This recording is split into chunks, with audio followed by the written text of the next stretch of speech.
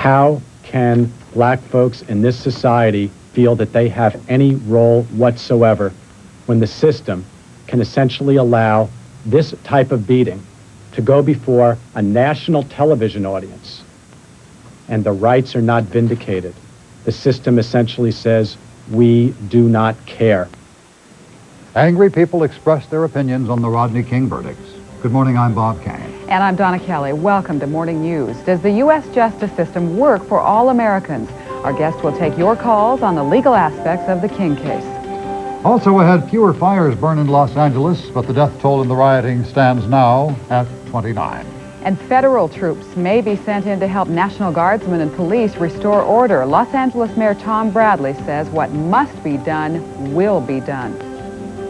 We want to send a message to this community that we are totally committed to provide the resources to ensure that the hoodlums out there, the gangsters, are not going to be able to terrorize the city, that we're going to gain control and provide the safety and security that the people of Los Angeles deserve and want. California Governor Pete Wilson has talked to President Bush about the possibility of sending in federal troops to help stop the rioting. And that's one topic at meetings underway at the White House this morning. CNN's John Holloman is there and has an update for us. John. Donna, good morning to you. The administration is considering two different courses of action as far as its methodology for dealing with what's going on in Los Angeles. For the past hour and a few minutes, the president's been meeting with Attorney General Barr, FBI Director Sessions, and General Colin Powell, chairman of the Joint Chiefs of Staff. One major purpose of that meeting, of course, the consideration of the use of federal troops in the Los Angeles area if they are officially requested by Governor Pete Wilson. We've been told several times this morning that the official request from Governor Wilson has not come here, but the administration is certainly considering that right now. Governor Wilson's been on the phone, we are told, with White House Chief of Staff Samuel Skinner and Attorney General Barr, but as of our last check with Skinner, no official request has come in. The other action the administration is trying today is to get the nation's civil rights leaders, on board to try to offer the same sort of leadership in keeping things in Los Angeles calm that the administration is trying to do. As you know, President Bush has said several times he abhors the violence that he has seen out there. Sullivan was asked if the response to the Los Angeles violence has been too little, too late. I think the situation has exploded so rapidly that the officials there in Los Angeles, as well as here in Washington, have responded as rapidly as possible. I think we simply have a very explosive situation, but we're going to do everything we can to restore. Okay, we're going to have to head. Donna and Bob, just a couple of minutes ago, just before we went on live here at the White House, Reverend Joseph Lowry of the Southern Christian Leadership Conference walked past me here. I talked to him for just a moment about what he expects from this meeting, and he says he doesn't know what to expect from the Bush administration, but he will be telling the administration, and some of the other civil rights leaders will as well, that the administration needs to spend more money on poor people and minority people in this country. And other administration officials, by the way, tell CNN that nobody here at the White House expected the level of violence that has been seen in Los Angeles and California and other places around the country in the past 24 to 36 hours. John Holloman, CNN Live at the White House. John, well, for better or worse, a weekend is at hand. It is about 4.5 minutes after 6 o'clock in Los Angeles. Let's check in with Valerie Voss for the weather all across the country. Val? Well, the weather is quiet on the West Coast, although it's gotten a lot cooler in the Northwest than it was just a couple of days ago. The record highs now have moved across the Rocky Mountain states and into the plains, in fact, hitting the triple digits a couple of places in South Dakota yesterday.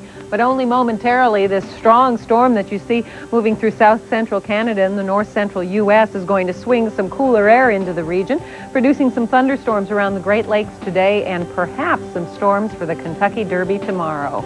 Warms up through the southeast, but still some record low temperatures this morning in Florida. I will, of course, have a complete weather update a little bit later on in Morning News. Bob Cain and Donna Kelley are back with the news right after these messages. It stands at 29. With more on this night of lawlessness and destruction, CNN's Tony Clark has this report. For the second night, the Los Angeles sky was lit with flames. From Hollywood, north to the San Fernando Valley, down to Long Beach, there were 30 major fires burning in the city at nightfall, and many smaller fires. And despite the presence of police, highway patrol, and 2,000 National Guardsmen, It's 15 past the hour. President Bush is meeting with black leaders at this hour to get their insight on the violence sparked by the Rodney King verdict. White House spokesman Marlon Fitzwater called it mostly a listening session.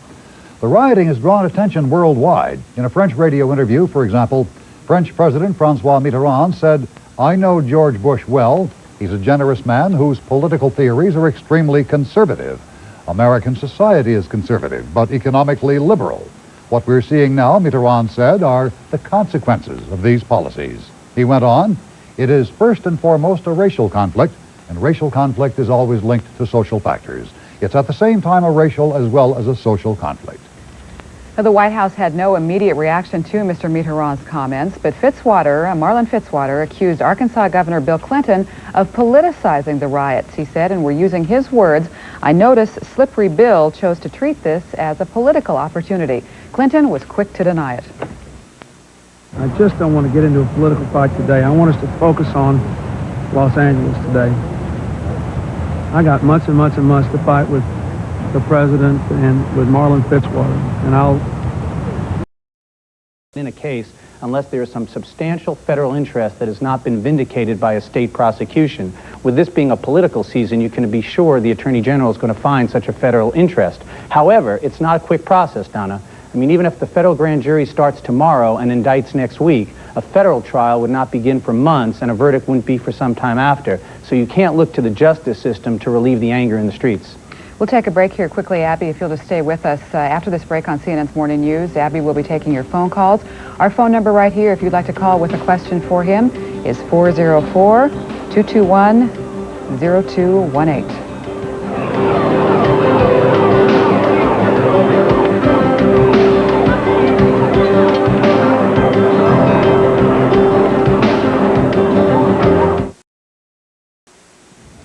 Welcome back. We're talking with Abby Lowell. He is a trial attorney about the Rodney King verdict and the riots that have followed. Our first call this morning is from the Bahamas. Good morning.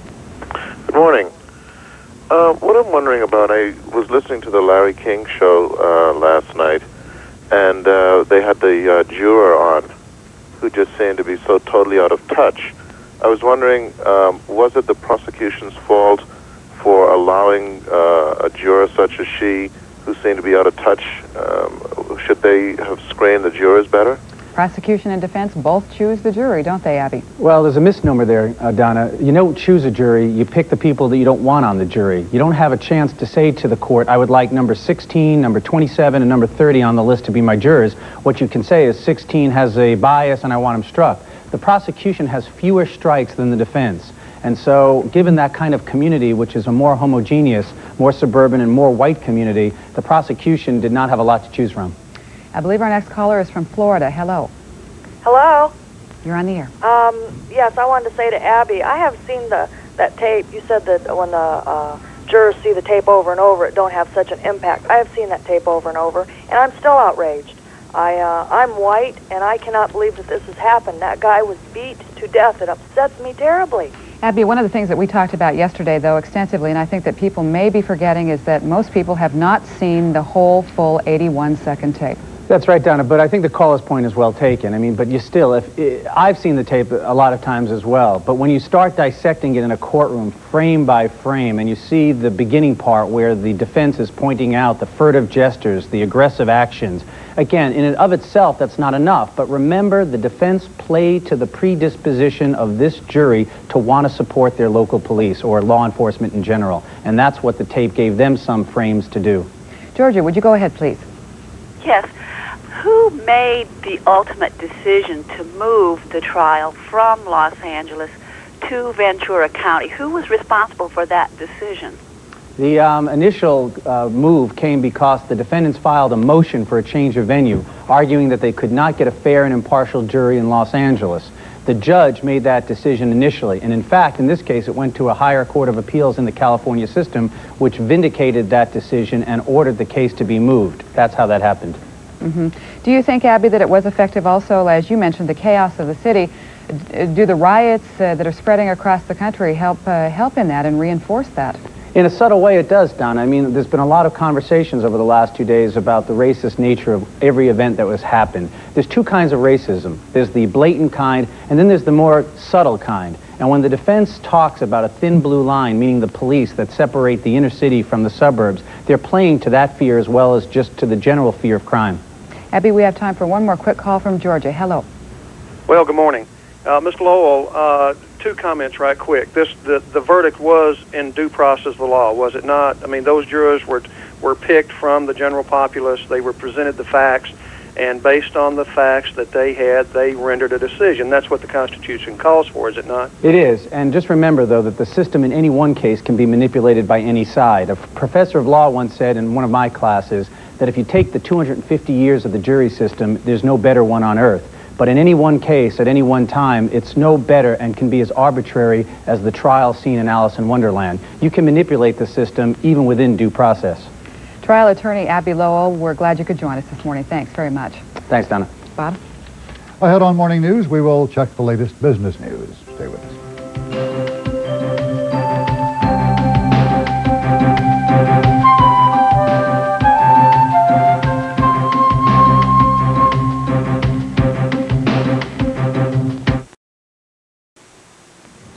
It is coming up to 29 before the hour. Here now is an update on the aftermath of the Rodney King trial verdict. Authorities report things are quiet now in Los Angeles, but there have been 29 deaths, more than 1,200 injuries, and about 3,000 people arrested throughout Los Angeles County since rioting began on Wednesday. And police say officers shot and killed 2 people overnight. Parts of Los Angeles have taken on an eerie, almost post-apocalyptic look. Firefighters are still working on several blazes, and many other buildings have been reduced to burning shells. 2,000 National Guard troops were on street corners in the most devastated areas overnight. Governor Pete Wilson has requested 4,000 more and was on the phone with U.S. Attorney General Robert Barr this morning about the possibility of requesting federal troops. With the Guard here, they have the people. They'll be able to contain an area. We'll be able to go in and clear it up, and then they can come in behind us and contain that we've cleaned up. And so we're real anxious to get working with it. Is there a sense of how soon we'll see the trucks moving out here? You have to ask the Colonel, but I don't think it'll be all that much longer. We'll ask the Colonel. Okay, probably the next couple hours. We're going to start a recon in about 15 to 20 minutes. Then we'll get the staff together, do our planning, and I'd say the next couple hours we should start securing those sites. The condition of a truck driver pulled from his rig and beaten by rioters in Los Angeles yesterday has apparently improved somewhat. He's listed now as serious but guarded. He had been listed as in critical condition. The driver was taken to a hospital by Good Samaritans. He is still on life support systems. President Bush is meeting this hour in Washington with civil rights leaders in an attempt to form a response to the violence in Los Angeles and elsewhere that has spilled over into other U.S. cities. It is time now for a business news update. And we'll get that right now at 33 minutes after the hour with Bill Hartley. Good morning, Bill. Good morning, Donna and Bob. It could be a day for the record books in London. The Financial Times 100 share index is about 10 points from its all-time closing high. Investors cheered by a strong 26-point gain in the Dow on Wall Street Thursday. British oil shares leading the rally. Oil prices have risen to a 5-month high. Right now, the Financial Times 100 share index up 12 at 2,666. But share prices in Tokyo ended the week with a whimper. The Nikkei average closed lower for the second straight section. Here's a look at some of the news making headlines from around the world. Guerrilla forces in Afghanistan are continuing their fight. A new Islamic government took power earlier this week, but rebels are hanging on to footholds in Kabul. Government forces are battling to oust the fundamentalist guerrillas. The capital city is being ravaged by attacks and counterattacks. More political fallout in Mexico following the gas explosions there. The governor of Jalisco state, which includes Guadalajara, says he'll step down from office for at least a year. He's been under fire for not taking action to prevent the explosions that killed about 200 people in Guadalajara. The mayor and 8 others have been indicted on charges stemming from the disaster.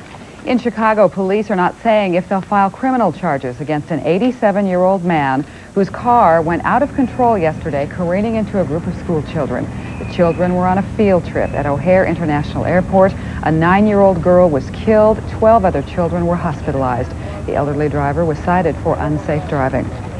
Russia is celebrating May Day, but it's nothing like in years past. No longer was there the traditional pageant of propaganda through Red Square, but die-hard communists who did show up protested the new free market reforms of President Boris Yeltsin. Mark McKay is in from the CNN Sports Desk. with a surprise in the NBA playoffs. Mark. Yeah, slightly. 55 regular season wins doesn't assure a team of instant NBA playoff success, and Golden State learned that the hard way. Lots of people expected good things from the Warriors in the postseason. Only problem was, no one told upstart Seattle last night at home. The Sonics looked super in sending Golden State home for the summer. Chris Mullin was flat on his backside during the final 6 minutes of this game. A sore back, the culprit. Meanwhile, it was Sean Kemp dishing out the hurtin' on the Warriors. 21 points, 20 rebounds as Seattle took the early lead. In the fourth quarter, though, it was a tight ball game. Tim Hardaway knocks down the three, and Golden State has a 1-point lead. Under a minute left, Nate McMillan to Ricky Pierce down low for the hoop, and that puts the Sonics up by 1. Let's look briefly at Los Angeles now on this morning after the morning after. The situation is described by CNN correspondent Ann McDermott as fluid. You can see there's a lot of smoke hanging over the city, some smoke still billowing from some of the buildings that have been set on fire when the violence first began. Apparently traffic is lighter, schools, businesses, many of them still closed today.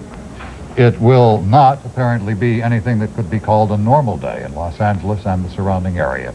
Here we see shots of Hollywood, into which the rioting did spill, at least briefly, last night before police brought it under control. There was some looting, some damage, but it was brought under control there rather quickly. Again, the death toll now is nearly 30. The Rodney King beating and this week's violent upheaval have both been seen in living rooms around the world. CNN's Dennis Michael reports on the impact of television in the Rodney King case. Again, TV helicopters caught the beginnings of the night of violence as a white worker was pulled from his truck and beaten. And as an originally non-violent demonstration at the downtown LAPD Parker Center turned ugly. And as African-American leaders gathered at a local church, many expressed their outrage. Basically what that verdict said to us was that a black life isn't worth anything. We've been saying that for years. The whole world saw it on the videotape, and then today for that verdict to come down makes no sense to me. It makes no sense to everybody here. Mayor Tom Bradley urged the inflamed community to stay calm. We, my friends, have been challenged. We've been abused. We've been abused. We are determined to turn this around and take the power control under our hands. As night fell, helicopters filled the smoky skies over south central Los Angeles, and the dial filled with scenes of blazing buildings, looters, and confrontations. Some observers of television's role in this case are media figures who also have an intense personal concern about LA's African-American community. It was a difficult decision for the jurors because the spotlight was on them. And that's, you know, if it was no light on the situation, they would have made it like, boom, okay, no problem. But the pressure came on because it was highly illuminated by media. Los Angeles is a widespread metropolis, much of it separated from South Central LA by both geography and culture. But because of television, a small incident over a year ago has now reached every neighborhood and every home. Dennis Michael, CNN Entertainment News, Hollywood. World Day is next. Thank you for joining us. I'm Bob Cain at CNN Center in Atlanta. And I'm Donna Kelley. Let's check in now with Bobby Batista for a look at what's coming up. Bobby? Donna, Bob, good morning, everyone. At the top of the hour, we'll have the latest on the violence in Los Angeles, with federal troops perhaps poised to go in. And we'll talk with two guests about an issue that many believe is dead, but proves to be very much alive: involuntary servitude or slavery. Stay with CNN.